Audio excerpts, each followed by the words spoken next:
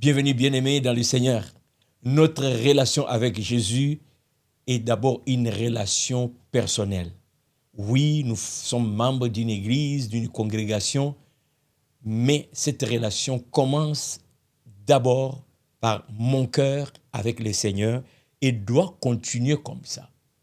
Mon cœur avec le Seigneur. Même lorsque je suis dans un groupe, mon cœur avec le Seigneur.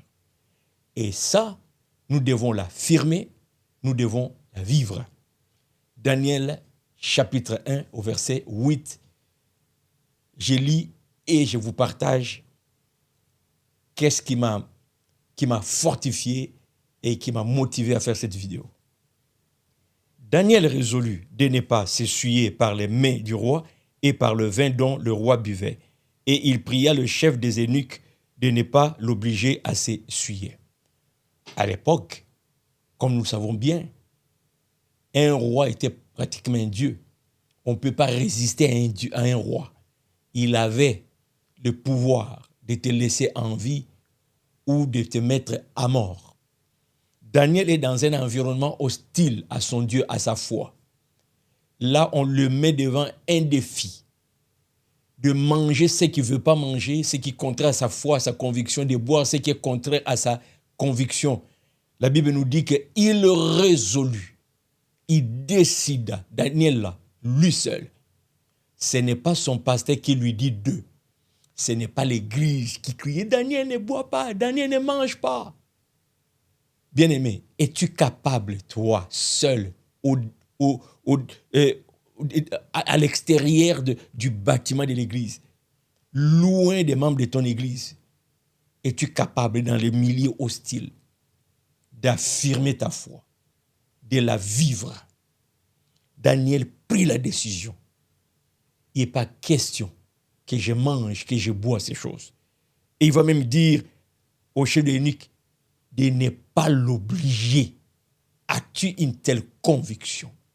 Ou quelque part, tu es dans un environnement où ils ont le pouvoir de te renvoyer du travail. Si tu ne fais pas ce qu'ils te demandent, et tu sais ce qu'ils te demandent de faire, va à l'encontre de tes convictions, de ta foi, de ta relation avec Dieu. Es-tu capable aujourd'hui d'affirmer et de vivre ta foi?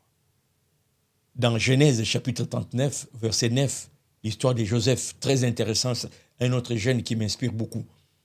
Je te laisse lire le texte au complet, le chapitre au complet, mais je prends juste un extrait, c'est une histoire sûrement que tu connais. Lorsque la femme de son maître l'invitait à coucher avec elle. Et voici ce que Joseph va dire. Il n'est pas plus grand que moi dans cette maison, et il ne m'a rien interdit, excepté toi, parce que tu es sa femme. Comment ferais-je un aussi grand mal et pécherais-je contre Dieu? Alors qu'ils sont juste à deux dans cette chambre-là, dans cet espace-là, Joseph, sans la congrégation, sans le pasteur, est capable de résister au mal. Deux éléments ici. Premièrement, face à son maître, il ne veut pas lui faire du tort. Il dit, le maître m'a tellement fait confiance, il m'a tout donné, j'ai accès à tout, excepté toi, sa femme. Ce qui est normal. Coucher avec sa femme, c'est briser la confiance qu'il m'a donnée. Bien-aimé, est-ce que tes frères dans le Seigneur peuvent te faire confiance?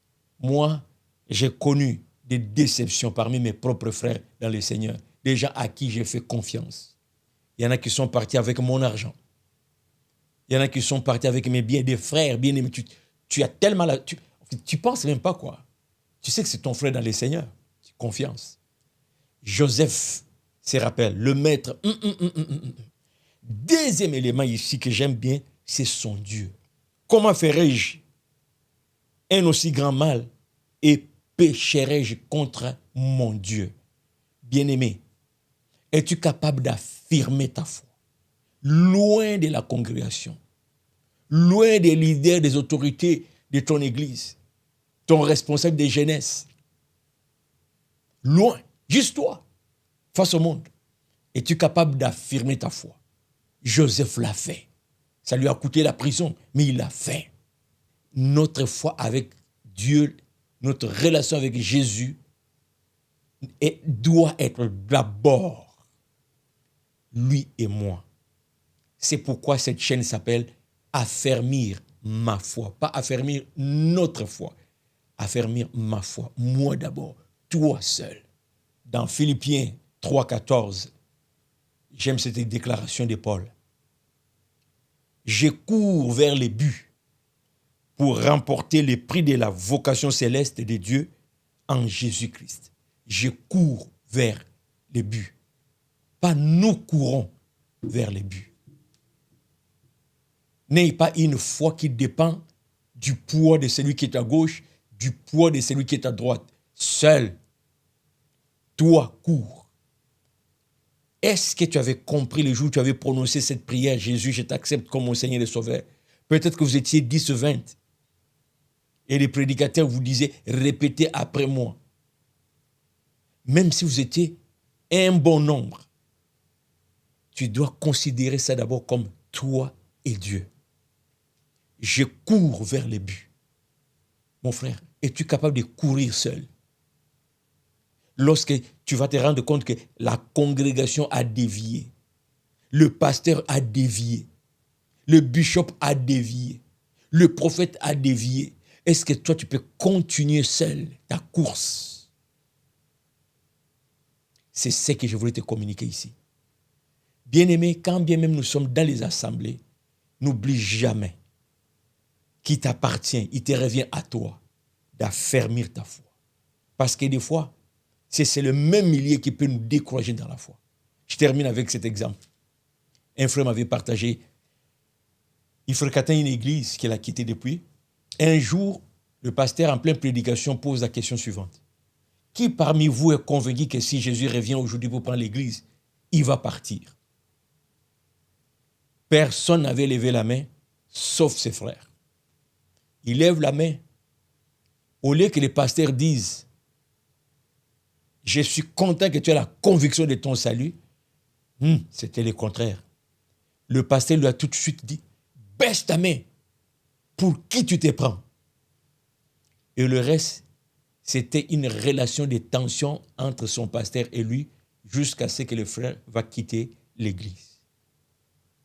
Maintenant, il est pasteur de quoi? C'est lui qui devrait t'encourager. C'est lui qui devrait te préparer à rencontrer ton maître. Bien-aimé, affirme ta foi. Vis ta foi.